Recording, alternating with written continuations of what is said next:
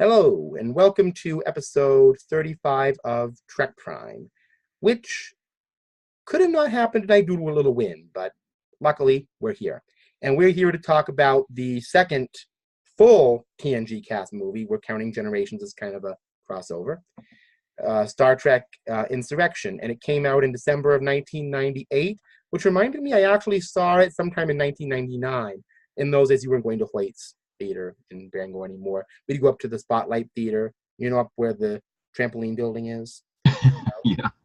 That's a long story that we'll explain at some other appropriate time. I don't know when trampolines are going to come up in our videos, but we'll get into that. That's a local funny story. But anyway, so I went to see it, and this is the only Star Trek movie of any of them I got to see twice. My aunt came up, she hadn't seen it, and I'm like, really? Let's go!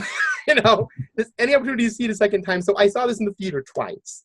And that's a unique experience. I mean, you hear people, I'm sure you've heard them, who say, well, I saw The Wrath of Khan 19 times in the theater, and I never went to see it 19 times. I don't know if anybody really did, but, I went to see this twice. So it was interesting to have that double, and like a month or two apart. So it was like, let's have that double your pleasure, double your fun aspect of it.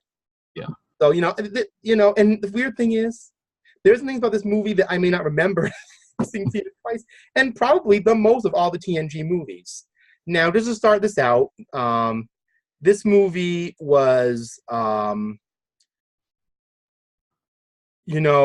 they obviously wanted to change the pace of this after First Contact, as we talked about last week, and they asked Michael Piller to write up the script. And what I didn't know about it is the script, of all things, involved the Romulans at first, which is an odd thing. I don't know if the Romulans would have fit in this kind of story. But to me, like they were always trying to get the Romulans at some point in the movie. Yeah, it's like they're trying to squeeze the Romulans into everything they did, and they never quite were able to do it. When they did it, you were largely ignored through the whole film series. Really, the Romulans are really ignored. Yeah, and they're kind of important, but they just end up being kind of discount Klingons in the end of the day.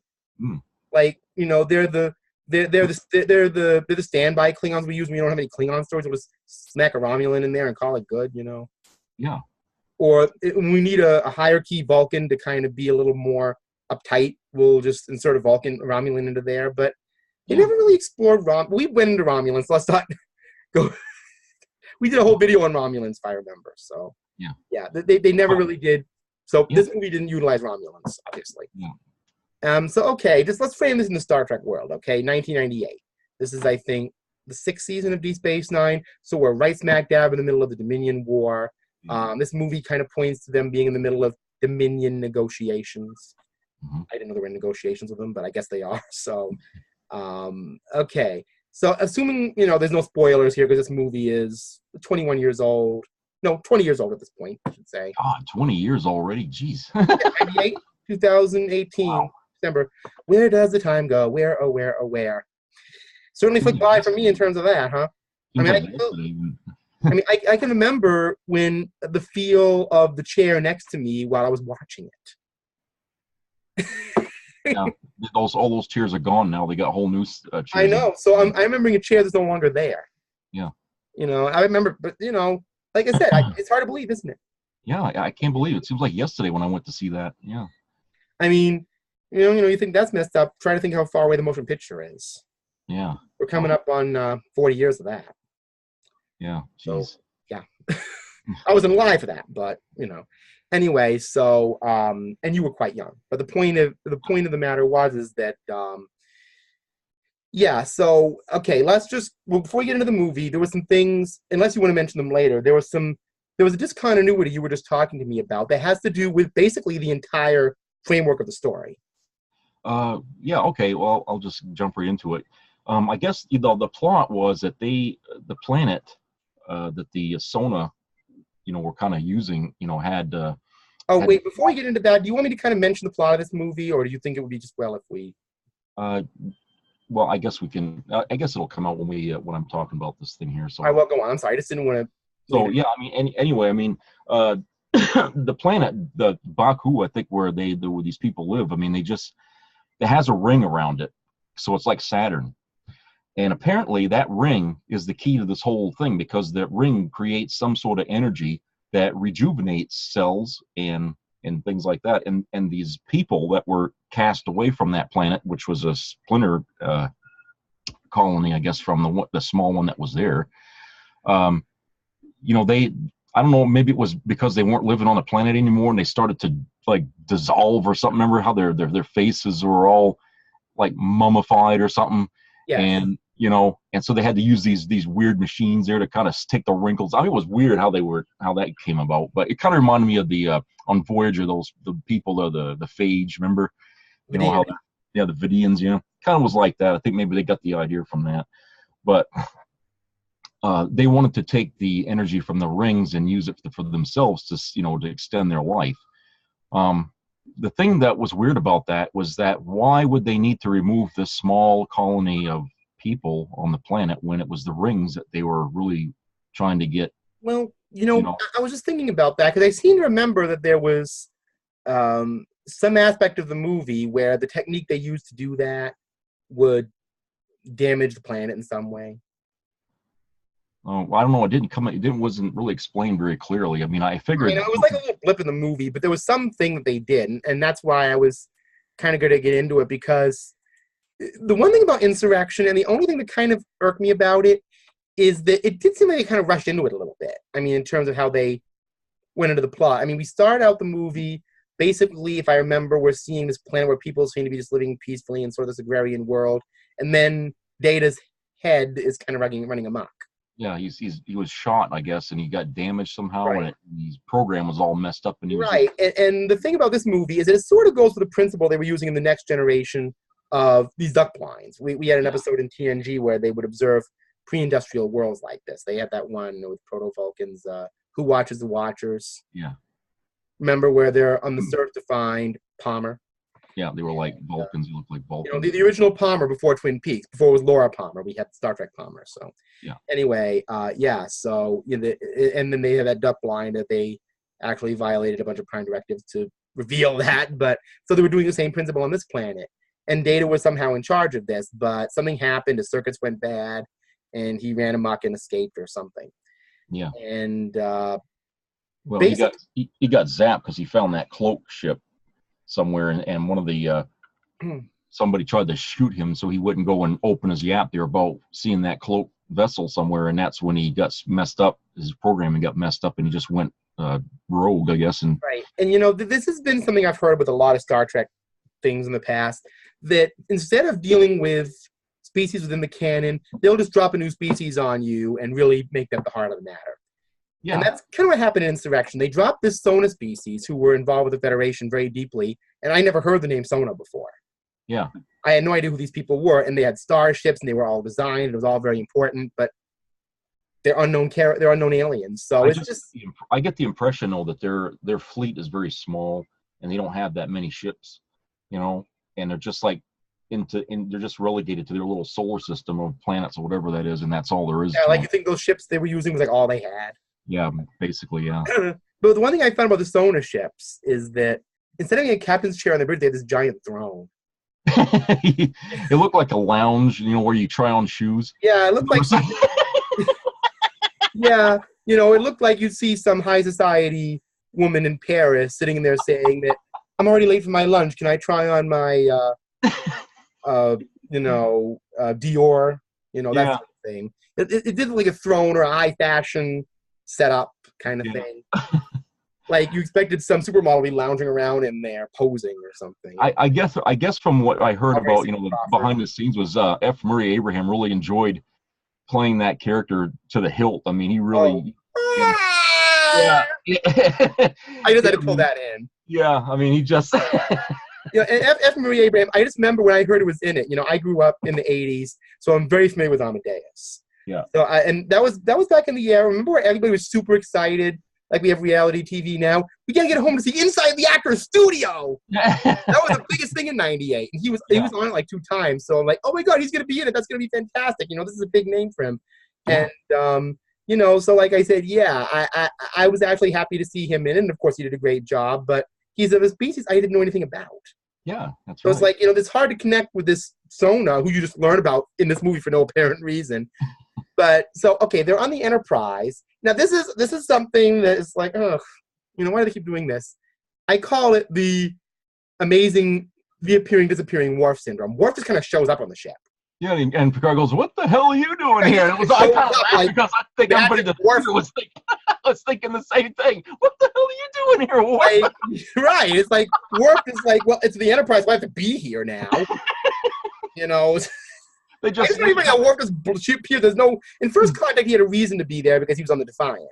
Yeah. You know, or obviously he was part of the crew of the Enterprise D. He was on Deep Space Nine at this point. Yeah. You know, well, he was on First Contact too, but he was in Deep Space Nine. He was involved in a war, and all of a sudden the Enterprise. I got to go with the Enterprise for some reason. Yeah, Cisco just lets him leave whenever he wants to go to. So it's like Picard's like, I didn't get Worf's appearance in this at all. Yeah, I know. Not one bit. I mean, in the next movie it was weird, but we can get into that the next time. But this was just like, why is Worf even here? Yeah, and then all these freaky things that were happening to him about the gorge and the hair growing and all that. Those were actually pretty funny to me, though. Just the idea of, you know, well, we're all over the place with Insurrection right now, but let me just kind of go from the beginning here, and we'll get to the gorge and everything. But, you know, yeah, I know this is going to be a funny one. But anyway, so, yeah, basically what's happening is that they're in negotiation with this alien race, and they have their dress uniforms, which are actually really nice. You know, they're these, we covered them in the uniform thing. There were these white kind of outfits with this kind of gold. You know, and it's funny, when I saw those, I'm like, why aren't those regular uniforms just now? Just like regular uniforms. I think they would have looked a little bit too dressy for just. Well, maybe, but maybe those things they had on Voyager with the gray bottoms. Oh, yeah, I know what you're talking about, like when they were doing that race, remember? Yes. Racing uniforms, we call them. Those would have been kind of nice for like the main movie outfits. Yeah. And then have them, like, be closer to the dress, like have a white element rather than be all gray and black. Just something to make them a little color, you know, give them a little brightness. You know, I think Star Trek uniforms would be bright and kind of showcase a little something kind of. Cool. They needed to have something dressier though, because of the occasion on the Enterprise was they were having this big.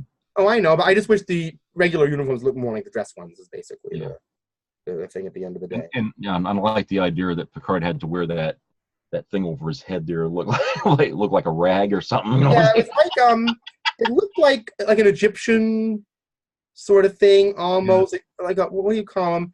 They used to I don't know, kind of reminded me of Bo Derek, you know. I was like worried, is it going to slide off his head because he's got no hair? Yeah, it looked like a beaded thing they put over his head, like I don't know. It was like I don't know. It was just an odd thing, and I remember the early publicity photos had him wearing that. Yeah, I'm like, that could be his new look for the movie. I didn't know he was wearing that like a decoration or something. Yeah. But then they get called back because data malfunctioned and revealed on this planet with all these people the presence of this Federation holo ship, which at the time was just plain ugly to me. It was a box. I mean, yeah, it was just a box. That's all it was. And, you know, guess what? Some years later, or maybe actually around that time, on Voyager, they had a Borg ship show up that looked just like that, and I thought, oh my goodness, that's a redress of the holo ship, basically. Yeah. I mean, because, you know, Borg ships always need a bow, you know? Yeah. So, it's like, why would the Federation? And then I saw all these designs, because if you remember when this movie came out, they had just launched a brand new Star Trek magazine, this big, thick, nice magazine. And the first 4 issues were all about Insurrection. Mm-hmm. And I saw the designs for the holo ship, and they had this nice saucer and everything. Like, why didn't you use that? Yeah. Why this big, clunky-looking, ugly, black, boxy thing? And what is since when does Starfleet make holo ships? I mean, is that supposed to be standard issue things or something, or is that, you know, what purpose would they need? Well, on the Next Generation, they, you know, when they actually had to evacuate those people with Worf's brother, there, Nikolai, they used their holodeck. But that's not a thing that they normally do, though. That's right. Well, that was the whole. That was the whole point of the movie, that, you know, the Sonar were kind of manipulating events and wanting the clandestine. But then the Federation is actually helping them by building a ship that has a holodeck in it. I mean, well, you know, this is we're still in that era. Remember where I hate to mention it, was sort of when they're getting into that Section 31 thing, where the Federation is territorial. So, I didn't mention that in the movie, so I don't know if we should even mention that. Well, no, that wasn't in the movie, but I'm just saying that we're starting to get into the Federation are kind of jerks kind of theme. You know, basically trying to what? The crooked admiral syndrome. Right. You know, you remember a lot of the admirals being crooked. I think you talk about that. Yeah. or dying or getting killed or being involved in some conspiracy. All of these Space Nine admirals were crooks. Yeah. Yeah. Like that guy in Homefront and Paradise Lost. Yeah. It was always like, oh, it's like they always say in the old mysteries, the butler did it. In Star Trek, it's the admiral did it. The admiral. The admiral's always the bad guy. It's always a safe bet that the admiral's behind whatever is going wrong. It's like and they got Anthony Zerbe to play this admiral. The guy from the Omegas. Yeah, he was a good actor too. I like him in a lot of things. So they got some good people in this. I mean, they got some good people in this movie, and we'll get to another good person in this movie a little bit later. But yeah, so like I said, he's playing an effective one, but he's still playing the villainous admiral. I mean, I always wanted Picard to come out and say, what is it with the Admiralty in Starfleet in the 24th century? Are any of them honest? Yeah. Or any of them reasonable? Maybe that's why Picard never wanted to be an admiral. They're all crooks in his time. Yeah. And they want Picard to be an admiral. It's like, hell no. I'm a person who has meetings and negotiates and helps people. I'm not going to go in there and conspire with the aliens to dislocate people. Because and that goes with one thing I like about this movie. My main problem with First Contact was that there was no real defined message to it, other than there are no heroes, and Picard is Rambo. That was about it. I mean, there wasn't much left to it. With First Contact, they came right out with it. This is the movie about forced relocation. And another theme I found interesting, because you and I have talked about this, because with the Kardashians and all that. And, which is starting to kind of happen a little bit then, this obsession with people being forever young. This whole fountain of youth aspect. So we are willing to relocate people like humans have done for centuries to come in colonialism, just for the sake of people not aging. Yet, the thing is with the Sona, like you said, they left that planet, and basically I just kind of got the impression they just aged normally. Yeah. But what happened is that they were still looking young, so they had these aliens who were stretching their skin all out. Yeah, and I don't know if it was because they left the world that it started to get to the point where they had to do that, or it was because they started to age and they were trying to use that to stop looking like they were I don't know. They didn't really explain why they were having. I would assume because when they said later the time frame they had left, it seemed about right. Yeah. That when they left, they aged when they left the planet normally, and that effect stopped. But they still wanted to be youthful, but they didn't look youthful. They looked like zombies.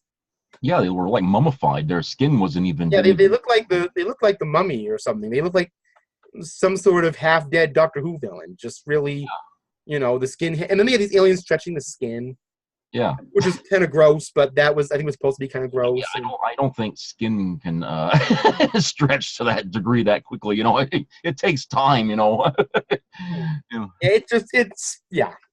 was just weird. But anyway, so what happens is that they chase Data around, so we get to see a little more Enterprise-y stuff. We get to see the shuttlecraft, which is apparently enormous. Yeah. The Enterprise-y shuttles are these gigantic things. You have to have the little separate room in the front, and there's so much stuff in the back, you can't even see it. It's this huge thing. Yeah. And then Data is in this, actually, I think maybe, if I'm correct, I can give you an example of this right now. Hold on a second. Data flew up in something that looked a lot like that. Yeah. Yep, that's my version of it. All those ships, they look like runabouts or something like. They're starting to kind of make all these little shuttles, and it's weird. I wondered, why do they put Data in the regular shuttlecraft instead of this ship we never see again? Yeah, I mean, it looks sort of like a cross between the Defiant and some kind of a runabout. It's got these little things. Well, this is the very approximate, lumpy, scopy interpretation of it. But like I said, Eagle Moss make one of these, so I get the Eagle Moss one. It's a nice idea, but it's like, I wish we saw more of that, and it wasn't just a one-trick scout. Yeah. It seemed like we just kind of used it just for Data to fly up in it and sing opera, Gilbert and Sullivan, and then I remember they're trying to get us into by making him sing Gilbert and Sullivan. And yeah, I mean, I guess cockpit. I don't know. I mean, it just seemed like when Data went to that planet, did he leave the Enterprise to go there, or did he leave somewhere else to take that ship to go there? I mean, I don't understand where the ship. Maybe that scout was part of the. Well, they call it a scout, but I kind of consider it a shuttle or a runabout. Yeah, probably runabout would be better. Yeah. I don't know, but I mean, Scout is used very loosely in Star Trek. If you notice it, Yeah. They actually talk about Scout class vessels, which that could be anything. I mean, the Defiant could be a Scout. Yeah, it's that's an escort, another messy term. So yeah, that's even less than a scout and escort. Like I said, these are just like who cares ships. Yeah, it's just like whatever they're going to be used for ships, you know. So so anyway, yeah. So you're right. I mean, there's lots of room in these ships, like you said. You know, like when Picard's was chasing Data. I mean, even though his ship was smaller, it seemed like he was inside of a runabout himself because there was a lot of room behind him. Now all we see is this little thing on this ship, but there's all this stuff back there, and I get the impression you can walk back there, and there's this huge lounge with music and stuff playing. It just it seems like it's some James Bond. Stellar cartography in there, and it's like yeah, you know, yeah. And I can just imagine anything blowing up. There'd probably be like a pound of rocks and wires coming down on your head. You know, this was, I call this Star Trek the rock generation. You know, every time the ship exploded, rocks will come down. You know, because in the 80s they had the wires and the bulkheads, but in the 90s they just threw rocks at everybody. Yeah, rocks. Boom, coal, rocks. Yeah. A few wires here and there, but yeah, mostly rock.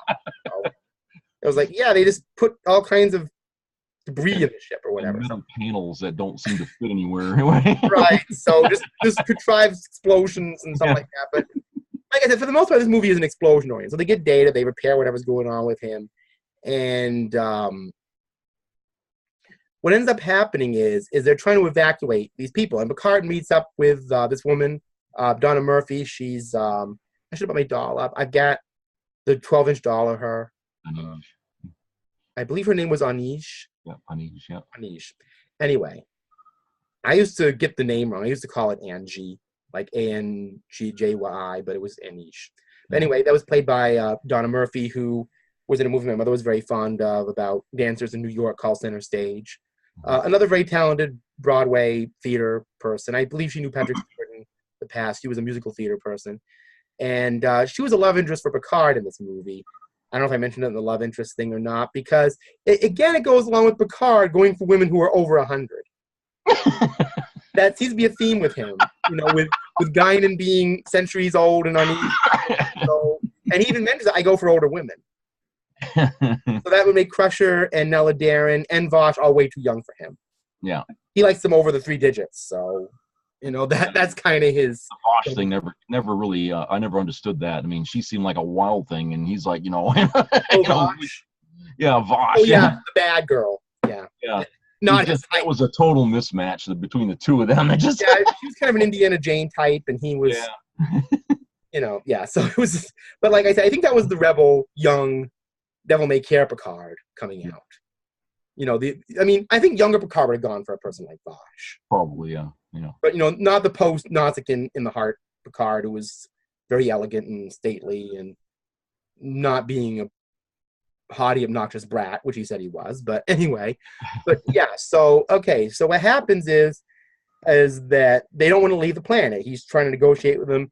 And this, what was Anthony Zerb's name in this movie? He was, again, I just call him generic corrupt admiral number 4 or whatever, because at this point they're just finding bearded admirals that are corrupt. That's basically what the whole idea is. They always find some guy with a beard who looks evil, and they just always this archetype they were using at this point. You got a beard, you're evil. Yeah, it's like the mirror universe. Maybe that's the whole idea. These are mirror universe admirals. They all have beards, and they're all the Empire. You know, they're all. I don't know. Anyway, so the point is they're all, you know, it's almost like a James Bond villain. They're stroking their beards and evil things, you know. So You should mention that because he was in a James Bond movie. Anthony Zerb? Yep, he was. He was actually one of the villains. Timothy. Was it Dalton? Dalton, yeah, Timothy Dalton. One of his movies. You know. Was he a villain in it? Yeah. Thought so, because he just struck me as the kind of guy who played a lot of villains. He does, and when you know, he just, I don't know, it's just that look he has, you know. He has that look in the eye, like he's always not trusting anybody. You can't really trust him, that sort of thing. Yeah. Like kind of shifty-eyed. Yeah. So, I mean, you could tell he's a guy, I didn't know much about him until later, but you could tell he was a guy who was kind of typecast as a villain character. Yeah. So he knows the role a little too well, you know what I mean? Yeah. So, like, he played it a lot. And, you know, and one thing I like about this movie, though, I will say this. We get to see our Picard again. You know, this guy who's moralizing. And he even gets to do a little rumba in the mirror, which I thought was cute. Yeah. Like, of course, that's the whole theme of the movie. When they're orbiting this planet, this undefined power in the rings that can make people, not age. They start feeling more youthful. Yeah. So Picard's dancing in the mirror, and for some inexplicable reason, Troy and Riker start getting back together again. At which point, she asks him to shave his beard off. Yeah, which is really weird in this movie. Big mistake. It's like, because Frakes is aged and ballooned. Yeah. And when he shaves his beard off, you can see how much bigger his face has gotten. Yeah. And it just doesn't suit him anymore. No. It just looks like somebody just kind of erased it. It just doesn't quite work. It unshaped his head the way it was. I mean, you just, you take the beard off, and it's like, now his head is more round than it is oblong. It's like, the boxy, squarish face. It's not that baby-faced guy that he was in TNG in the beginning. It's like, it just didn't work with him at that point. Yeah. So, but whatever's happening, they're all going through this. And an interesting aspect of it, they don't really go into it a lot, is that Geordi's eyes somehow regenerate. Yeah, what happened to the ones that were there? They just fall out, and then there's the eyes. I found that weird because he had trouble with his implants, and then he realized it was because they were. So maybe he took them out, and he could see. Yeah, I thought it was kind of too bad that they couldn't keep that aspect of it. But I mean, if they did that, would that make Geordi anymore? Well, that goes back to season 2 of Next Generation when Pulaski. Yeah, Pulaski wanted to replicate eyes for him, and he said that he'd be giving up certain things. Yeah. But that seemed to me like a little bit off center, because remember how in season 1 he was so, seemed to be so upset that he couldn't see. Well, that's Naked Now rules. And... Well, even after that, there was many episodes where he mentioned he wished he could see like other people do, and the way he sees things is not the same way we see. I don't know. Maybe by season 2 and after, he had actually come to accept it in a weird way. Yeah, maybe. But. Maybe Riva kind of helped out with that, because Riva kind of identified with Geordi that way. Remember when Q gave him a sight for a few minutes there, and he didn't want it, and he was all, and he could see everything. Well, maybe the idea is that, I have the rapture of seeing things as they really are, but then he said I wouldn't like who I had to thank. Yeah. He didn't want to give Q any credit, which I don't blame him, but. What I'm getting at is that, it seemed like, Geordi really wanted to see, and when in season 2, when he turns down Pulaski's offer to have regular eyes, or something, he's like, he's saying, well, I have to give up a lot, and I'm thinking, well, what is he giving up? Yeah, that's a good point. Geordi's relationship with that visor was always a little bit tentative. It seemed to have an odd relationship. All this stuff about duck blinds and stuff, and Data and Geordi's eyes and the Baku. Yeah. None of that had as much to do with this movie as this was supposed to. Oh yeah, the thing there. The movie's supposed to be all about this. When this came out, oh my goodness, all the advertisements had this thing in it. Yeah. And when I saw this movie, I was like, where's that going to be? When's that going to show up? Yeah. Is this going to be our villain? Is it going to be something that walks on your hand? They had this in the preview. It was like, if that was on TOS, that would have been a puppet on strings. They would have done that with it. You'd have seen the guy with the string, like Claustrophobia there with the little puppet Fraggle people. This would have been some little fuzzy puppet with little purple hair and a they would have been like that. You could see the strings holding it up and everything. And I believe that thing is fancy CGI for the time. Yeah. But it was pointless. They wasted their money for a character that had no point. And I remember somebody put out a doll of this, but the doll they made came out looking like that. Yeah, that doesn't look anything like that. That actually looks like something you'd want to beat the living shit out of. That's a nightmare. Look how hateful the face looks on that. Yeah, that's complete. That's a doll complete with nightmare. Yeah, it looks like you wake up and you see that it's going to bite you. No, that is not. But I can't believe they put this doll out there with this little innocent thing, and they put this expression on it. Yeah, it's like that's the villain they were going to use, wasn't it? Yeah, that's the villain version of the little. I think it's called the Baku Rill, but at the time it was called the Bobcat. And in all the pictures, this thing was in it. And on all the previews, I'm like, so when am I going to see that thing? So there's this kid in it. who basically looks like another version of young Anakin in Phantom Menace, a little blonde kid wearing a white shirt. Yeah. Apparently, all kids in sci-fi were blonde and wore white shirts in those days. Yeah. But anyway, so he became Data's kind of friend when he's helping them kind of escape. And, Data, again, for some reason, goes back to, like, TNG Data, where he's dreaming about being a child. And the kid is telling him, well, if you're going to be a child, you have to learn how to have fun, which apparently includes almost killing yourself trying to save this. Yeah. So, because that's the whole point of that thing in the movie. It's just another way to get him into a place where somebody has to rescue him. Notice that in that movie, his emotion chip thing wasn't really such a big thing. That's the thing with the TNG movies. It's like an on and off thing. Yeah. Like in First Contact, he could just basically turn it on and off when he wanted to. And it was noticeable when it was on. I mean, he was actually showing emotion or something like that. But in this movie, even when it was on, he wasn't really. Well, they kind of toned it back a little bit from that. I'm wondering. I wish they'd kind of done more about that in the movies. Like maybe because he had an off switch. Remember that little thing on the back of him? Yep. Maybe Geordi rigged up something similar on the back for his emotion chip, like you can turn it on and off. But there's one problem with that. That's the antithesis of humanity. Mm. How many times have you heard somebody say they would have just their emotions on and off? Mm. You can't. Yeah. So I don't know why they gave him something that would make him less human. The ability to turn emotions on and off is not even Vulcan. It's very artificial. Yes. Yeah. Unless the idea was that Data wasn't feeling quite ready to experience emotions yet, so he just wanted to control how they came to him at first. Because in Insurrection, they basically returned him to TNG level Data. Yeah, which I kind of preferred him that way, though. In a way. It made him more charming, but still it was weird just having that emotion chip appear and then disappear like that. Yes. Yeah. So, yeah, I mean, but again, I guess with Insurrection, here's my thing. They were basically trying to return everybody to their TNG characterizations. Yeah, this movie did feel more like a TV episode in a way. Yes, and that gets into the criticism of it, but we'll get into that a little later. Like Generations was the reason why people didn't like that one, because it felt too TV showish, I was like, well, at least they didn't use TV versions of the Enterprise like they did in this. Obviously, they had this new Enterprise. Yeah. So okay.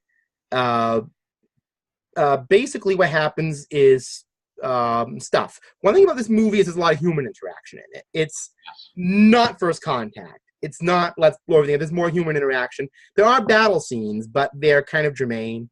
Well, they're sort of at the end, basically. Yeah, where the Enterprise flies through that thing, and you see that scene of it. But, for all these movies that feature the Enterprise E, we're still not learning much about this ship. Yeah. Except about its captain's yacht, which I like. Except for one teensy-weensy little problem. It's placed right below the torpedo bay. You've mentioned it a number of times. Like, one torpedo go out of place. One torpedo, boom goes the yacht.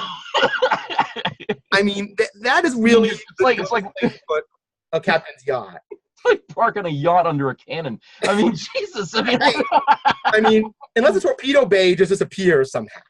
Yeah. I mean... Or unless the torpedo bay that was in... now, I haven't remember. Did they fire torpedoes out of that thing in this movie?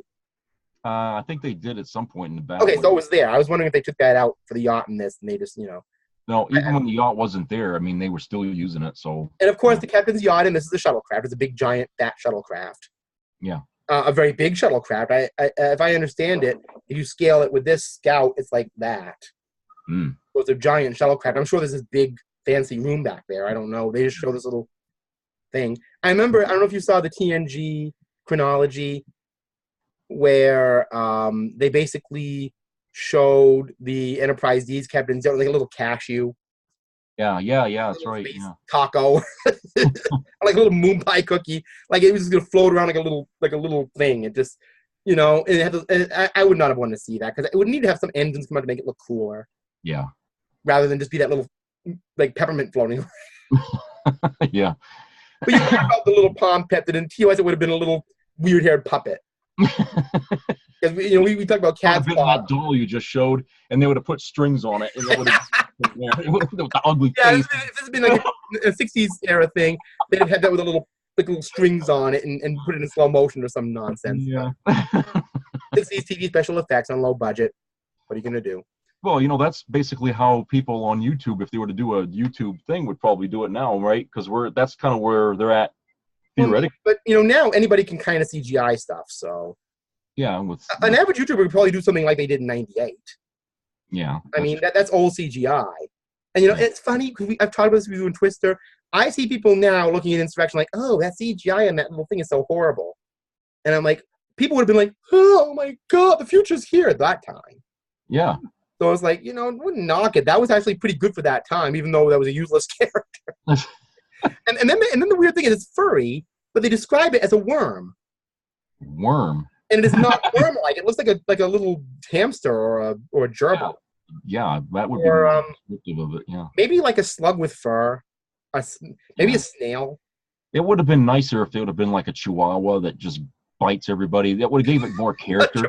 Like grabbing at the pant legs while they're walking. While they're trying to run away from. That way it would have given the character a little more, personality. Well, remember, I was just thinking when you said that. Remember the doggy corn from Enemy Within? Oh yeah. The little dog with the unicorn. I call it the doggy corn. Yeah, that was trying to bite Scotty there. That thing there. That was doggy corn. It looked like something out of My Little Pony or something. You always remember it. I mean, it's maybe they could bring the doggy corn back and have that thing go. You put a pink fur on it and everything else. It would look like one of those. We never saw that doggy corn thing again, did we? The Pokemon. Yeah, it looked like a Pokemon, didn't it? Oh man, maybe that's what that Pom Pet was. Maybe that Bakugou was a Pokemon. There you go. Maybe next year on Pokemon Go, that thing will be a playable character. Maybe that planet is where they all come from. All the Pokemon live on that planet, probably. Baku Planet is Planet Pokemon. And it was right around the time Pokemon were big, too. Maybe the whole idea was that little thing was supposed to be a Pokemon. So they're using it in all the advertisement. You saw the preview and maybe the Enterprise. You see that little thing and that's gonna be the whole movie. Is this little animal, and it's like Pokemon crossover. the Pokemon crossover. Like they have Pokemon Sun, Pokemon Moon, Pokemon the Star Trek generation. They think Shuttle Bay's gonna open and Ash is gonna show up and throw a Pokeball at the crew, and they're gonna come out and. They open the shuttle bay and all the balls come out. And it was like yeah, well, let's not give people any ideas. That could happen theoretically. If they could cross over X-Men, Pokemon is the next step. Yeah. Pokemon in space. Yeah. Delta Quadrant species. Anyway, Alpha, whatever. But the point is that the Sona are dead set on getting these Baku out of there. And when they do, Crusher has found a discrepancy in DNA, apparently. And then Picard, in his usual negotiating skills, goes up to Admiral Zerb. I forget his name. Yeah, I can't remember now. Anyway, I'm terrible at this, but we'll say the Admiral. Yeah, this corrupt Admiral number whatever, because at this point they're just racking him up. But anyway, he's like, oh, guess what? This species subjugating the other, they're the same race. And, they're just people. And, Anish knows this character, the F. Marie Abrams, Ru'afo. Yeah. And I remember that she knew him by the name of Rotine. Yeah, that was your name before, wasn't it? It's like they took their name and they I remember that, but not the Admiral's name. Weird, isn't it weird? Yeah. But, it's F. Marie Abraham, so I guess I just remember the character that's different than the evil stock Admiral they put in every Star Trek show at this point. And not that Anthony's did a bad job, but it's these evil stock Admiral they keep putting in every show at this point. Yeah. It's like all these bearded guys who are like, like they're like little mustache twirling villains of Picard born about. Yeah. They always get these villains that must they can twirl it and look evil, Actually, speaking of evil, he's not too far away from he's not too far, because that was when Austin Powers was coming out. Yeah. So they were always making these admirals like Dr. Evil type characters, always giving him that vibe. Where they were always just over the top about it, like we're just corrupt people who are going to flood the Federation with hot magma. Yeah. That's always, they're kind of getting these Bond parody villains at this point. But, I don't know. They should have cleaned up the Admiralty, really. I mean, they have a problem. I mean, they're everywhere. And the worst time of Starfleet history is when they're at war and they're having all this crap going on with their own hierarchy. You had to wonder, maybe they need to clean some house in there. Yeah. Yeah, because they're getting some Dr. Evil types. So anyway, what's happening is that they're the same species and they're coming back. The chicken's coming home to roost, as it were. Mm-hmm. So there's a battle scene, which, could have been interesting, except they decide to fly the ship manually. And now, when, you kind of have this idea on Star Trek that, they press some buttons on the ship and it kind of flies itself. Yeah. Basically. So when Riker's going to go to manual flight deck, this little Commodore 64 joystick from 1983 pops out. Yeah, 5-foot column with a joystick on the top shows up. This Commodore joystick from the 80s pops out. Like, this is the 24th century. That just seems so, like, oh, look at me, look what I can do kind of thing. It was so, I don't know. It's like one of the producers said, well, I'll get my brother in college. I'll get his old Atari or his old Commodore. Take the joystick and just stick it in there. Just.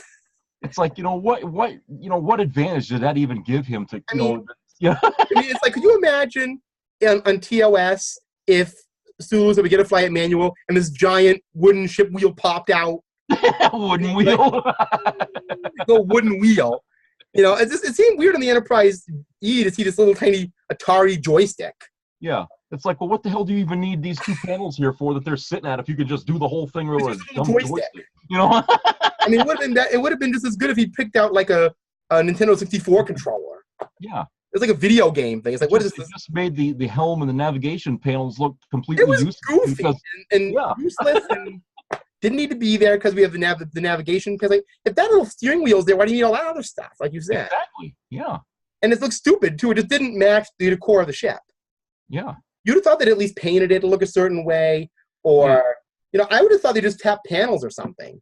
And there's another thing, what's the issue? Every time when the ship gets damaged, all this steam comes out of the walls, on the bridge and everything. I mean, what do they got, like a sauna, sitting there circulating around the bridge? I mean, did you notice how much smoke they put out, or it's like there's hot pipes everywhere around the bridge or something, and when something breaks, you get all this friggin' steam everywhere. The Enterprise has so much smoke. You think you're gonna see the shadow, and it's gonna open up and be like John Cena or something. Like you think it's gonna be like a wrestling match in there, like dry eyes coming out of it, and some shadowy character emerging. On YouTube they do all these jokes where they put John Cena into things. That would be a great thing to have the Enterprise smoking have John Cena come out of it, like because it looks like something like a big wrestling drama. That smoke coming out of the side. It's like, boy, if those ships have that much crap, maybe they needed more shakedown time they had in First Contact, Yeah, I mean, what the effects they were doing just didn't make any sense, for the damage. I mean, and then, of course, they ejected the warp core because whatever weapon the Sona were using, which was supposed to be illegal, somehow was attracted to the warp core, so they had to jettison it in order to was this the Fresh Out of Warp Core's movie? Yeah. Yeah, I mean, I know it was a joke. I always found that joke weird because Geordi's humor was so flippant. We talked about this with TNG. I can't remember the name of the episode where Geordi came up with that weird remark like, "I've got a bogey on a 5 o'clock tangent." He's like World War II language in the 21st century. Like this is not 1942 here. This is the 21st century. It's like he's on a MiG or something. Yeah. It's like, but Geordi was like that. So he's like, well, we just ejected out. We're fresh out of warp core. Like, you got other ones in the back?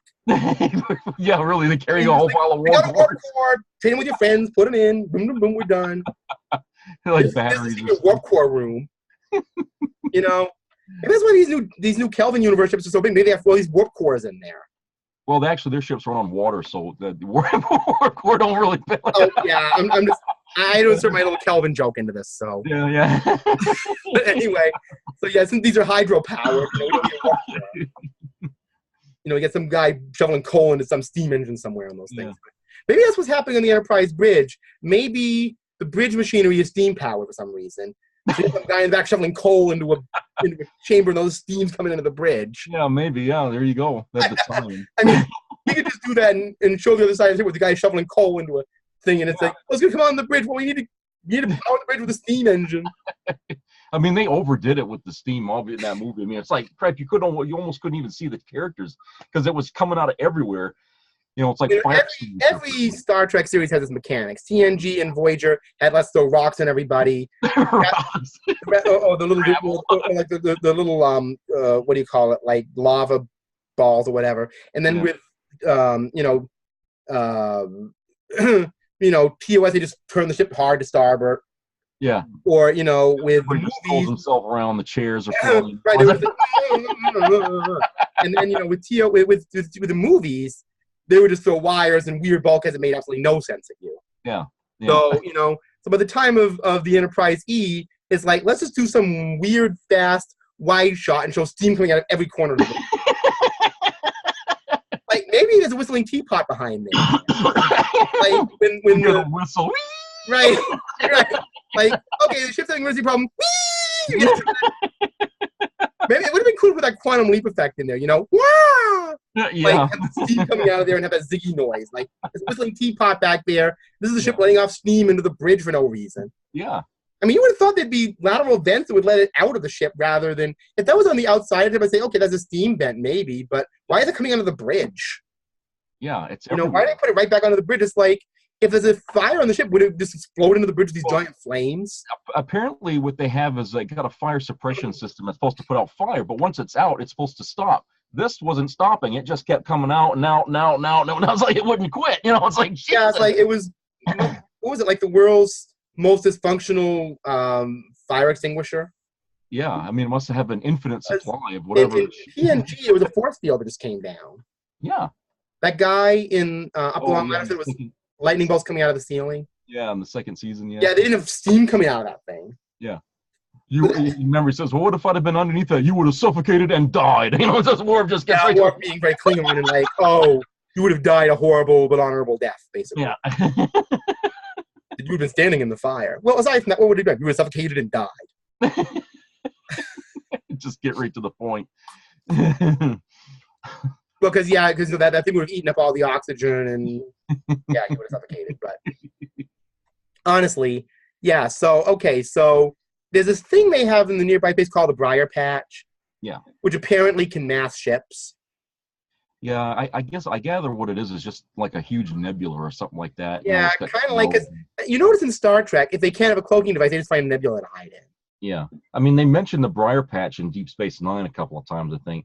Yeah, I noticed they always have these very colorful spatial anomalies. We go from quantum filaments to the Badlands to the Briar Patch. Do you think this was kind of an effort to clean up some of the technobabble that was kind of part of TNG? Well, no, I think what it is they're trying to show a continuation, because if you look at the things we name in stellar, out in space now, I mean, we're kind of using names of things that are very non-technical. Yeah, in a non-technical way, and like I think still, in the future they would still be doing that, And it's just weird. In Next Generation, everything had a very technical name. Like black holes became quantum singularities. Yeah. But now they were like the Briar Patch or the Badlands. Yeah. Well, those things, I guess they were always there. So, I mean, it wasn't like something new that just appeared and they had some scientific name for it. It was just something that was always there, and they just called it. I wonder if that explains the bogey and the 5 o'clock tangent, too. I keep the 5 o'clock is always going to be there. So, I mean... Yeah, maybe that was just Geordi, like, it's World War II again. I'm going to use World language. Yeah. I got a 5 o'clock tangent. I got a 5 o'clock tangent on my detector circuit. Yeah. Got him back on that one. Good. I got my detector circuit in. Good. I knew it'll come back sooner or later. Yeah, if they had put Geordi in that role of saying the detective circuit, that probably would have fit with the rest of the lines he was using in the rest of the... Yeah, Geordi's being flippant. Yeah. Like, my detector circuit isn't working right or whatever, because that was just Geordi's humor. Yeah. Just kind of being silly. He's kind of like off the cuff, that guy. Right. Yeah. It wouldn't have been weird to have heard that in this movie, though. Like, I've got a bad cruise ship on the detector circuit. I think by 98 you couldn't get away with that, though. It would have been like, no. Because, this movie, by this time, and this was right around the time the internet was starting to kind of be a thing with Star Trek, if I remember. Yes. Yeah. Because I remember around the time this movie came out, my mom and I were over at a place called, I believe, the Learning Center in Bangor. It was, I forget where it was now. And we were just, they had a computer. We can go on the internet for like an hour for free. Mm-hmm. And at that time, it was like, here we are now. But at the time, it was like, oh my goodness, I'm touching the oracle of something. It was a big deal. Yeah. So what was the first thing I did on there? I wanted to get a glimpse of the next Deep Space Nine episodes. Mm. So I said, you guys get a printer? I'll give you a dime. They didn't take anything, but they printed out the episodes. And somebody had a BBS that had all the Deep Space Nine episodes on it, all this stuff on Insurrection. I still have it printed out somewhere, yellow in some part of my room. But that was like, oh my goodness, this is going to be the future, and it is. But I'm just saying that this was the first kind of internet Star Trek movie. Yeah. So there was a lot of stuff. They had Star Trek the magazine. Now, so this movie was really heavily kind of pushed. Yeah. So basically what happens at the end is that, typical Picard, he and this Anij don't end up going anywhere. Except there's one scene that they have that a lot of Star Trek fans are a little puzzled by, and I'm kind of wondering about it. The Baku seem to have, at least she does, seem to have the ability to alter reality. Yeah, they kind of like slow time down or something. Right, and the reason I asked that, I don't know if it was just a hallucinogenic effect of being around them or something. Picard saw this butterfly slow down, and when he's trying to figure it out, she's like, don't ask questions. So I'm thinking, is this some form of hallucinogenic thing, meditation, the ability to stop time? The only other movie that ever did that was Dread, that came out where these people were using a drug that made them feel like they were just sluggish and really slow. I mean, and if they had contacted Harlan Ellison and had them somehow utilizing the jewels of sound, man, yeah, he'd have found some drug way there to put that in there. I mean, it's like he would turn it into some really ugly thing. Yeah. But I'm just saying that they kind of turned it into this, but like I said, somehow she said that she actually, Picard kind of learned it. Remember, she says, see, it wasn't so hard to learn.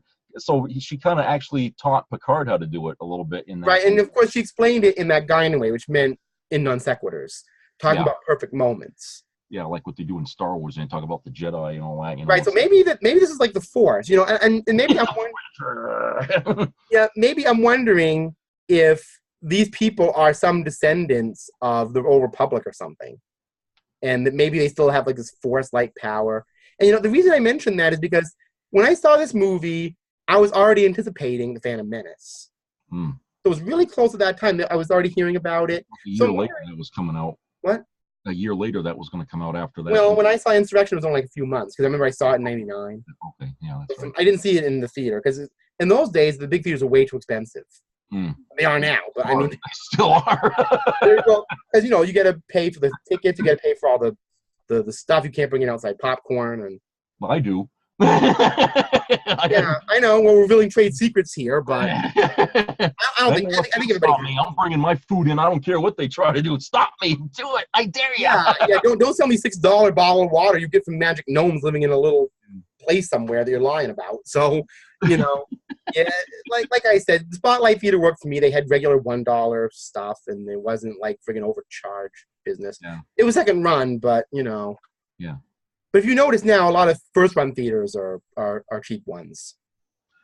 The big box theaters are calling it IMAX now, and I don't know. I haven't gone to the big theater. Hollywood doesn't understand that if they actually reduce the price of these tickets and stuff like that, they would actually make more money in the end. Because you get more customers. Yeah. But like I said, we're not in charge of Hollywood.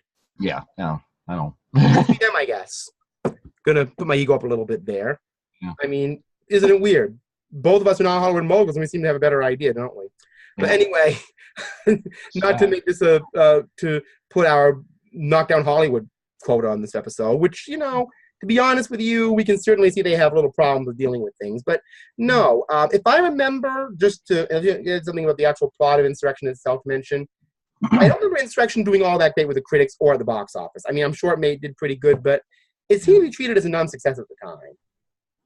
I know they said that, but at the same time, I got a kind of like a mixed vibe from it. It wasn't like a total failure. It was a total success. It was sort of in the middle, Mixed, I guess would be the word. I mean, the critics are always going to be worse than the audience reactions to the film. I mean, if you look at like Rotten Tomatoes or something, the critics are always going to be harder on a movie than the audience is, And, of course, if you want to be kind of Lord of the Rings about it, I call this era, 95 to about 99, the era of snide, in the sense that I was just reading the LA Daily News's, review of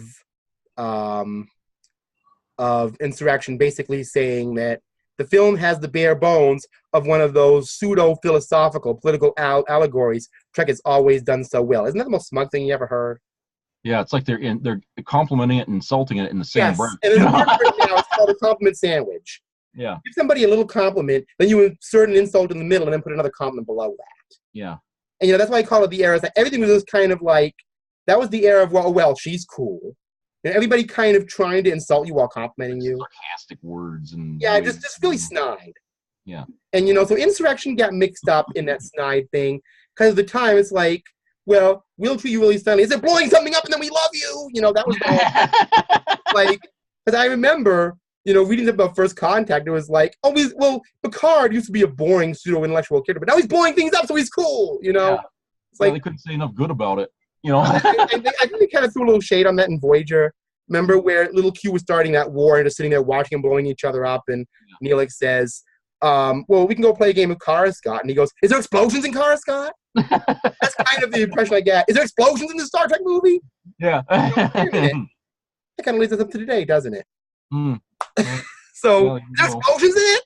So, they took over. The explosion nuts took over. So, the actors were all praised in this. I noticed the word old-fashioned came up a lot in reviews that I'm reading them. And there is one element of it that I felt was a little corny at that time, but it was in First Contact peripherally where they would make Data into a cool character again in this movie, but basically Picard wasn't willing to go with this Baku thing, so hence the plot of the movie. They go against the Federation. And they go out on the captain's yacht and the crew mutiny with him against corrupt Admiral number 4 or whatever. Yeah. So what happens is, I gotta get that guy's name. It's really true. I want to keep calling him generic corrupt admiral, but just seriously, I mean, it just kind of ended up happening. Admiral Dougherty. Dougherty, yes, that's the one. Yeah. Dougherty. Yeah, I don't know. There were just so many of these corrupt admirals. That's a name that can be easily forgotten. I mean, it's not even that memorable. Not like Leland T. Lynch. Oh, I was going to mention Leland T. Lynch. I was going to mention him. Could you imagine if he was a corrupt admiral by then? Shit. If you imagine, Captain Picard, this is Admiral Leland T. Lynch. Yeah. Every name is important. You got to be a special kind of actor to be able to pull that off, where you got to throw a name out there and it just sticks in your mind. I just call him the intercom, and usually they'll say, Lieutenant this or Lieutenant that. He's like, this is Leland T. Lynch here. Yeah. The whole name, he didn't do it. It's like, you didn't hear Picard go down and say, Geordi, this is Jean-Luc Picard. He's the captain, he could do it, but this nobody down there is like, this is Leland T. Lynch, You better him as the Admiral. This is Admiral. His name carries weight on that ship more than the captain. You call him the pompous way to talk to him. I thought. Yeah. But like I said, he was playing a pompous character, so. Yeah, and it came off well, very well. But like I said, I was just gonna say when I mentioned Dougherty, I remember Leland T. Lynch because he said the whole name. Yeah. And almost like a James Bond, like I'm Bond, James Bond. I'm Lynch, Leland T. Lynch. Yeah. He's saying it very heroically, So, so Dougherty. If the Admiral had given his name in sort of that same manner, maybe we would have remembered it better. Yeah, his name was mentioned, but he didn't really address himself. Yeah. And of course, in the end, he died in one of those skin. Very weird death. It was a very gross death because that thing was gross. Yeah, I mean, but the thing of it is how do you die from having your skin pulled? Well, I think it was pulling more than skin. Oh, it didn't look like that, but I think it was pulling the brain.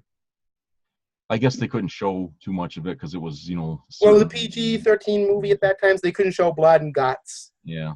So they could only show gross facial deformities and go from there. Yeah, it probably would have been simpler if you'd have just shot him or something, and that would have been understandable there. But everybody's getting shot with phasers, so I don't know if that would have been much impact, or it could have just been sucked out into space. Speaking of shooting, I mean, do you like the vaults that Data was doing on the planet surface? They were just leaping when they were shooting and stuff. It was sort of like comic book stuff, you see the poles. The one thing about the beginning of that movie, they were doing a lot of flipping around and jumping because. Yeah.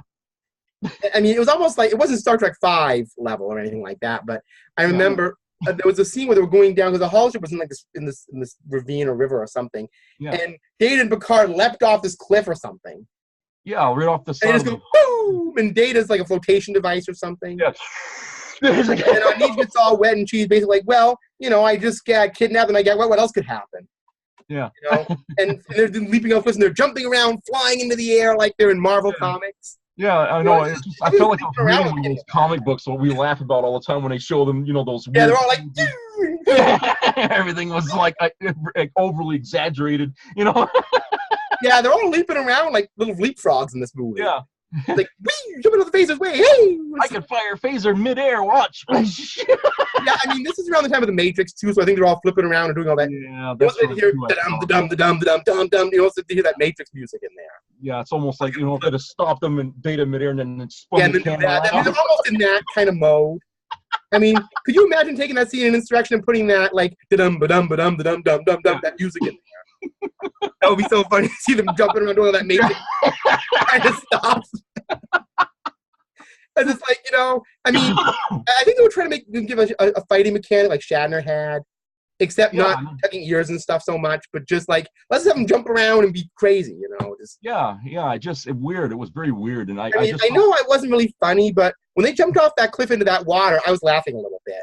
Yeah, I mean, really, you could tell it was stunt doubles. You could tell it was stunt doubles right off because the guy that was playing Picard, his build was way different. You know, it's like I would see him jump around like that. It's like I didn't want to jump around in that way. It's just weird to see him all leaping around. It's just, and then firing the face was like.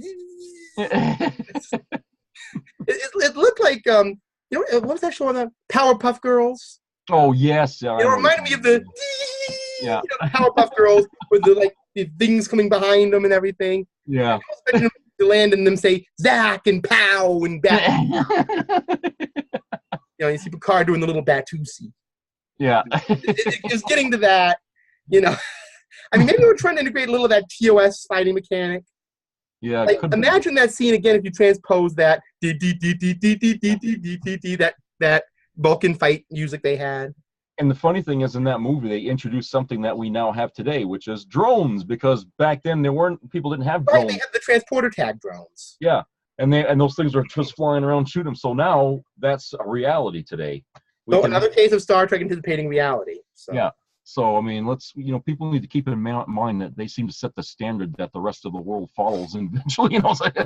Yeah, you know, one of the things about Star Trek now is they keep saying, well, we have to alter the look because, you know, things have changed so much. But it's like, no, you don't alter the look to suit the time. You anticipate the next move.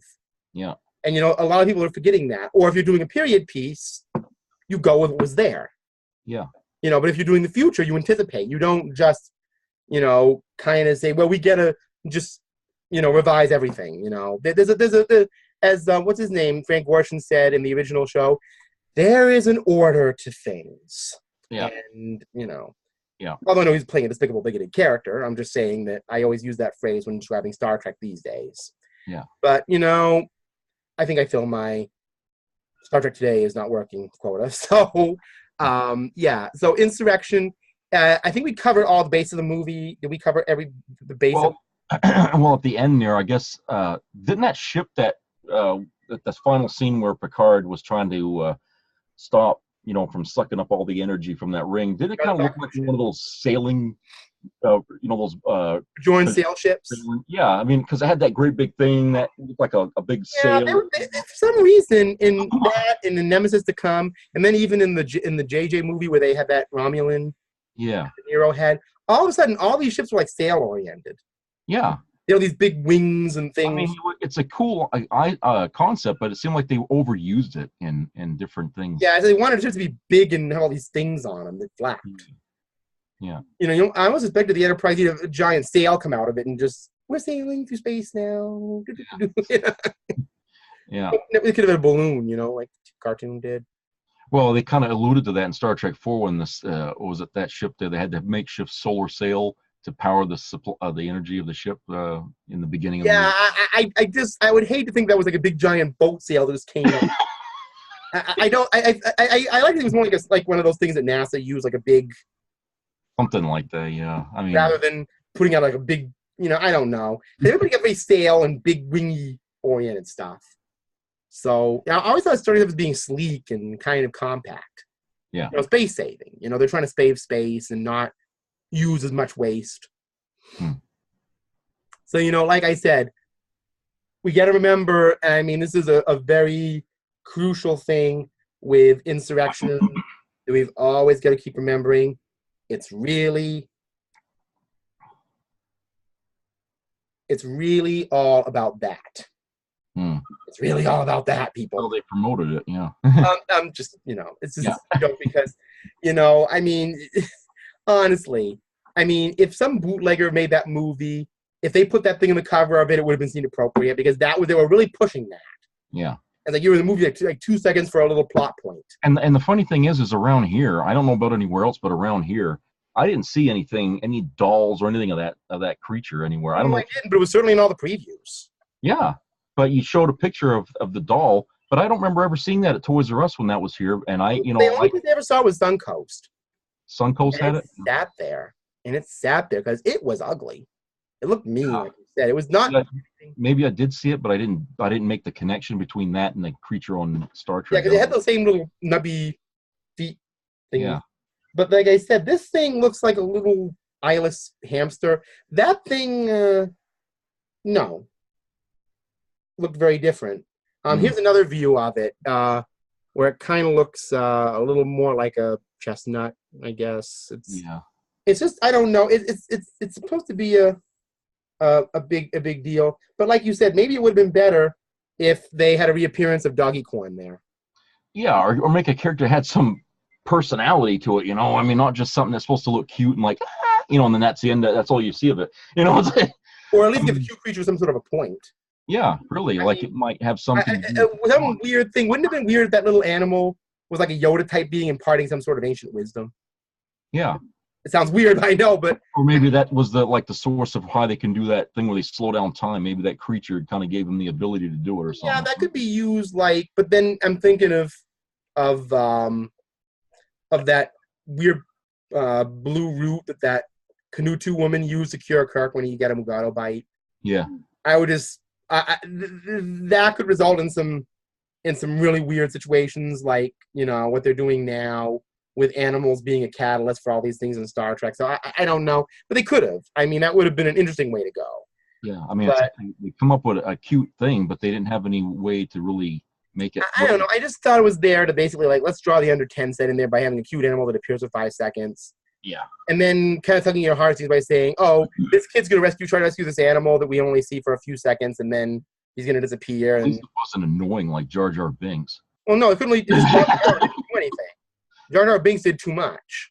Yeah, he was in your face, he was in your hair, he was in your ear. He was everywhere, That video I took of that dancing Jar Jar Binks at the antique store, right? Yeah. Yeah. It's kind of scary. But seriously, and I don't know if you heard about it, the actor who played that actually got a lot of pushback and went through a lot of trouble with that. Which I found pretty sad, because it's like, well, who knew your character was going to be the most annoying person? It's not your fault. I just felt kind of bad for the guy. He didn't know how they were going to use the character. I mean, but like I said, it's like, well, it's not your fault the character was obnoxious. That doesn't mean you are. But like I said, that doesn't count for Jar Jar not being annoying. He's still annoying. If the character was less annoying and he was still, they would have said, "Oh, you did great as Jar Jar." It's just how the character was used in the film. That's what. Yeah, and again, like with this little reel, whatever it was called, Jar Jar was in all the Phantom Menace advertising. Wait a minute, how come we keep devolving into Phantom Menace in this one? Because they're so close. Well, yeah, because they came out really back to back. And then, like I said, when I saw the little young Anakin, he looked like that little boy in Insurrection to me. Yeah. The little blonde boy in the white thingy. Yeah. Except instead of carrying on this little palm pen animal. Yeah. He was racing pods. So, okay, I guess, is there anything else to say about Insurrection? I've seen it twice. Joystick. Little creature. Weird fighting mechanic. There was like a reference to the Gold Key comics in the battle scene where they showed smoke coming off the nacelles. Oh yes. They had these giant puffballs of smoke coming out. I always thought the cells were damaged with that. I didn't know if that was. Yeah, I know, but it just reminded me of the comics. Yeah, where they had the fire coming out of the. I wonder if that was like something in the back of their minds, like the Gold Key will just have the engines on fire and. Well, I mean, it was a cool looking effect, but I couldn't help but giggle, when I saw that, I was like. Yeah, it kind of gets hokey. Yeah. But, so if you got any more recollections about it other than that? Well, I guess when I felt better about the movie when I come out of there than I did from First Contact. Yes, I can see that. That's impressions. I remember going to that movie, and you go on, because obviously you went to see it at like the regular theater. Yeah, I saw. I didn't go opening night with that one. I waited till about a week after the crowd died down, and then I went because I didn't want to. I didn't want to run into who was. The cast would be there with their. I was trying to avoid them at all costs. So, I waited and I went at the late showing when there was hardly anybody in the theater. Like it get out at like 1 o'clock in the morning or something. So I went there and I watched it, and I felt better about that movie than I did First Contact because, like I said, it felt more like Next Generation style storytelling. When people said, "Oh, it's like a long episode strung together," I said, "Well, there's still a lot of theatrics to this. It's still very theatrical in a movie sense, but the characters felt more like TNG." Yes, they did. It felt more like the people I was comfortable with. And I know this is going to make people feel weird, but I mean, if we take Generations as being a crossover, Insurrection is actually one of my favorite TNG movies. Yeah. As a result, I mean, there's only 4 if you count Generations. Yeah. There's only 4. So and like I said, when they tried to make the Next Generation movies go dark, it didn't go dark well. Yeah, it didn't. Because those aren't dark characters. Those are hopeful, and the only way they could go dark is by changing the nature of the characters, and that's when you screw it up. Right, and that's what happened with First Contact. Yeah. Now, if you didn't know Star Trek and you were just going to see a sci-fi movie, I'll be fine to see Star Trek First Contact. But I still couldn't call it Star Trek First Blood. But when you see Star Trek Insurrection, I mean, for one thing, if you see the title screen of it, it's like this. I know it's supposed to be that F. Murray Abraham character. It's like this giant red space demon coming down on the Enterprise. Yeah. So it looks like it's going to be. Reminded me of Star Trek Undiscovered Country when you had that Klingon floating. Yeah, and then the Enterprise flying over. Yeah. Well, I always thought it was like a dead Klingon floating on a sea or something. That was always a weird thing. But I always liked it because it's like a purple. Oh, maybe that's the origin of the purple Klingon right there. Where they had them floating on the. Yeah, because of the blood. There was purple blood. Yeah, that purpley pink magenta blood, for whatever reason. Yeah, but I know it's just weird to see F. Murray Abraham's face mask filmed with that red. Only a devil about to eat the ship, So I thought there's gonna be this devilish entity eating the ship, and it's actually just that guy. Yeah, you would think it was like something larger than life, but it was just, Right, and one of the things about the movie I liked is it also again had that message thing, where it dealt with forced relocation, but this obsession with youth and youth culture, and it's funny because the Star Trek characters, you always hear this thing about there's wisdom with age and stuff like that, but this Admiral Dougherty, he's very into this idea, like the Sona are, about everybody not aging. And I mean, you look at a lot of celebrities now. If you see a celebrity who's 50, they're not going to look like 50 anymore. Well, that was an issue they kind of dealt with in the series. Remember, they had Admiral Jameson, and but they dealt with that on an individual level, I think, with him. But the other character's like, oh, that's not the way to go. You did the wrong thing. But in this one, it's like everybody's trying to kind of embracing it. Yeah. And it's kind of weird how all of a sudden they're so fascinated with this. I wonder if it's the Dominion War, if they're all yearning for their youth and they're yearning for their energy back or something. It's a weird thing. I don't know. I couldn't make the connection as to why this admiral or even the Federation would be so adamant about wanting to have this ability. I mean, it's just another corrupt admiral. I mean, it seemed like, isn't that how corporations kind of get started? I mean, you find something that's really of value, and then all of a sudden some big money tycoon comes in and tries to monopolize it, and it's like we could read another message into that it's kind of about crony capitalism, where somebody's trying to come in and forced relocation. What's the root cause of forced relocation? Colonialism. Yeah, that's what they were trying to do on that planet. They were trying to kind of exploit the resources of it. Yeah, it's kind of like Black Panther. They're trying to take that vibranium.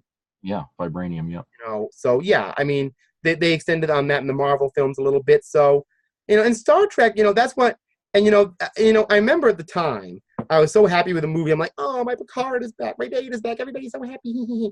But then, and there's a message to it too. And, again, what do they say? Planets containing a lesson, This planet had a lesson. So, I knew, but I mean, it was nice to see it. It's nice to have that storyline. But then when I started reading about all these pseudo-philosophical messages, I'm like, because, to me, it's not pseudo. To me, this is no joke. I mean, but, And they say like there's something wrong with a movie having some message in it. You know, it's like why bother watching a story or reading a book if there's no message in I'm not it? sure if you've ever heard it before, but I look at it like the song by Elvis Costello. What's so funny about peace, love, and understanding? Yeah. You know, I mean, 'cause that's basically his point. It's like, why are you being snide about it? There's nothing to be snide about with that. You want more of that. Yeah. You know, so it's like I'm thinking like him. Like, what's so funny about peace, love, and understanding? You're acting like it's a bad thing. You want to live in a future where everybody doesn't care anymore? Oh, right. We kind of ended up there, didn't we? Yeah. So, you know, so like I said, in 98, it was like, oh, we're getting a little happy again. And I like this. And I felt the feeling behind Insurrection was very genuine. I didn't feel, because William Shatner did this a lot at that time. He was like, oh, well, Gene Roddenberry basically, you know, wrote messages into Star Trek as a way to get the audience to like it. No. That's like almost Harlan Ellison level thinking. Yeah. But, you know, I don't know. I think maybe Shatner got kind of cynical at that time. You know. I guess I don't like. I always got the impression that Shatner's view of Star Trek it wasn't the same as most. Well, Star Trek V kind of pointed to that now, didn't it? Yeah, he had a different take on what he made. He kind of thought of it as a campy old show he was involved in. Yeah. He didn't see that it was just a low budget show that had something of depth behind it. Yeah. You know, and that's one thing about life, and I think Insurrection also taught me that too, just in a general way. You know, it's like they always say, when you see an iceberg floating on the ocean, you're seeing just the very top of something. Yeah. There maybe is something bigger than Mount Everest underneath that. Yeah. And like I said, the base attitude toward Insurrection was the tip of the iceberg. Because remember, Picard and his crew rebel against Starfleet in this movie. But they do so in more of an elegant way. Oh, yes, I forgot that, which I thought, this is the only thing I thought was kind of corny about the movie a little bit, was when Data is going into the captain's yacht and he's all saddle up, lock, and load. Oh, yeah. I felt like he was kind of doing a parody of Schwarzenegger, and it's like, and they used that in the preview too. And I thought, I don't want to see Data turn into a sex catchphrase spouting character. Yeah. They didn't really go far with that, but I'm like, a little hokey. But other than that, I had no problem with the movie. I think it is vastly underrated, and it is either my main or my second, or at least one of my favorite Star Trek. It's certainly my favorite of the TNG Alone cast movies. Yeah. I mean, if you count, I don't know if you count Generations as a Next Generation movie or a crossover. I don't know. Yeah, I mean, I do. I mean, I like Generations. Does Generations kind of qualify as being TNG more to you? Yeah, I mean, even though it's got Kirk in it, I mean, it's still sort of a Next Generation. Yeah, I guess so. I mean, in that case, I would say Insurrection is like a very close second. But they're my two favorites of the situation. And it has flaws. Like Generation has flaws. But unlike First Contact, it doesn't have a fundamental flaw at its root. Yeah. You know, maybe there's a plot hole at its root, but it doesn't have the characters are believable. Yeah. I left there wondering, like, you know, I saw because, you know, by that time I had First Contact on VHS. Mm-hmm. If you remember, the VHS had a holographic cover. Yes, that's right. And I think Insurrection did too, didn't it? I did it. I don't know. I think I got that on DVD. That was one of my first DVDs I got. Oh, yeah, because we didn't have a DVD till 2004. So the first DVD I had was actually Nemesis. But the thing about Insurrection, it was the first VHS tape I saw that actually had bonus features on it. Because they had them talking about them being up on the rocks. Oh, we forgot one crucial thing. Worf. Oh, and the Gorch. And all more than that. Yeah. The women are talking about. Oh, yeah, the breasts. and then Data, of course, goes into full Data mode and goes up to Worf and says, "Have you noticed that your boobs are firming up?" Yeah, that was one of the funniest lines. I thought that was hilarious. I was like, I was bursting a gasket in the thing. And another one is where Worf shows up and he's growing all this extra hair and everything. Because they're all kind of going through puberty in some way, like another puberty. And Worf seemed to be like the gag in the whole movie was the comic relief and right, because Worf just shows up magically in the movie, and then after that, it's like he's just kind of a gag character, like you said. So then Worf shows up, and he's got this big thing on his face, and Chris says, "What's that on your face?" He goes, "Yes, it's a gorge." And he's like, "What's a gorge?" And he's like, "Oh." So we're assuming it's a Klingon zit. Yeah. And of course, the Klingons, the zits are like 1 million feet long, and they're... And then Picard asks him, you know, if you have any feelings of, you know, anger or something, you will report it, you know, or something. Oh, yes. definitely feeling aggressive tendencies. Yeah, aggressive tendencies reported. Any phaser rifles in this movie they're shooting the little tags with? Everybody was having aggressive tendencies in that movie because they were trying to fight jumping around and leaping guns all the time. and flying and vaulting and So they go from like this First Blood, you know, fire on all cylinders in the last movie to this cartoon stuff in this movie. Yeah.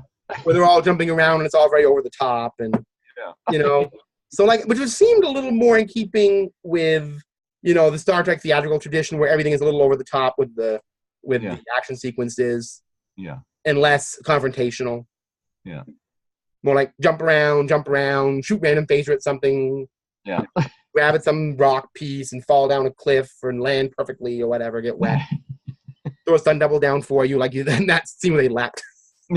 So yeah, okay. I think we've covered everything here. So I guess a couple ideas because it's my turn next time. So we got one more movie to go, but I wanted to put a little footnote here because you know there's one actor in Star Trek that never really gets much recognition at all, and it's from the TOS era. And the actor is the same actor that played the Thing in the Addams Family. See, in TOS, he had to wear that plant over his hand, and he was the Gertrude. Beauregard / Gertrude. Beauregard, yeah, Gertrude. That was the Thing. I mean, he was. So in other words, he was never a guy who appeared in anything. He was just always a plant or a hairball or. He was a hand. You know, it's just so actually he had a role in TOS. You know, as long even Lurch had a role. You know, because so you know they had Thing in TOS, and he was playing the. You know, they made him put makeup. You know, the glove. He had to wear the glove so he could play Gertrude. You know. Wait, was he in Insurrection in any way? No, I was just saying. It just dawned on me. You know, from TOS. Yeah, that guy was like a hand, didn't he? It was a hand puppet, is all it was. It was in a pot, you know, the hand, you know, and it was you could tell where the hand was in the mouth, and it was, you know, and I'm thinking that's Thing from the Addams Family. He's just playing a role on Star Trek, you know. He's just like yeah, I know you mean like a hand model almost. Yeah, they just dressed it up in a glove that looked like a plant. Like I mean, there are people. I think. Wasn't there like a dwarf or a midget who played one of the Star Wars guys, and we never saw him? Yeah. I mean, there are people who we never see, but they play very significant roles. Yeah. I mean, I don't know anything about the guy who wore the Chewie costume, or is wearing the Chewie costume, and that's why that was always good to see that show about that guy who wore the Darth Vader suit. I mean, they put James Earl Jones's voices in there, but there was another guy wearing the suit. Yeah, but on this one, I was just joking. I'm not saying that it was the same guy that was playing Gertrude the plant. I'm just saying that was Thing. It was Thing from the. Oh, you mean the actual puppet?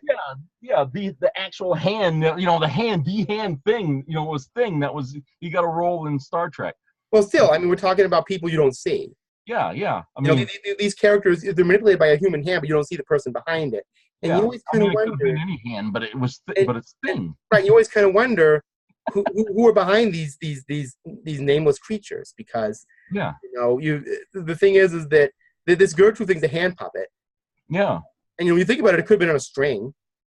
Yeah, but we know it wasn't, because they had to build up that platform really high. Remember, because you know when you see Rand feeding it, it's pretty high up in there, so you know somebody was under that. So, right. So yeah. So okay. So is there anything more you have to say about Insurrection?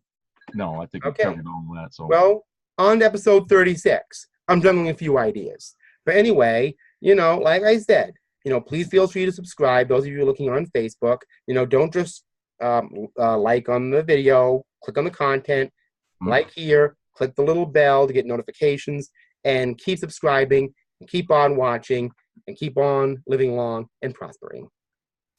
See you next time.